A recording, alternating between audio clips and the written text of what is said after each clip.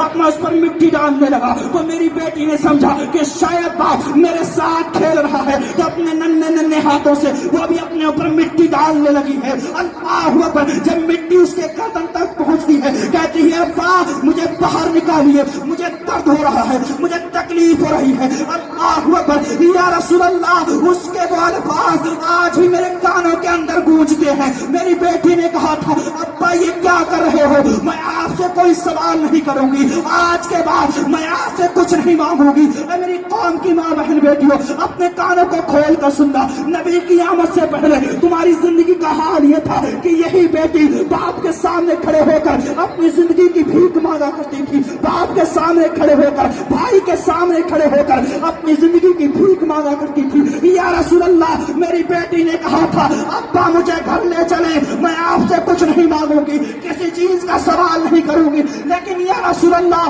میں نے اس کی ایک نہ سنی۔ تب اس نے آخر میں کہا تھا اے رب کعبہ، اے رب کائنات، تو کب تک ان مظلوموں پر ظلم کرواتا رہے گا؟ اے رب قدیر، اب تو ہم بیٹیوں کے لیے کسی سہارے کو بھیج دے۔ یا رسول اللہ، میری اس بیٹی کی پکار تھی، رب قدیر نے سنا، اور 12ویں کے مہینے میں 12 تاریخ کو آپ کی ولادت آمنہ کے گھر میں عبداللہ کے آنگن میں اس شان سے ہوتی ہے کہ جب آپ پیدا ہوتے ہیں تو پوری روئے زمین پر رب قدیر یہ قانون نافذ کر دیتا ہے، اب میرے محبوب کی آمد ہو چکی ہے، اب کسی بھی جان کو قتل نہیں کیا۔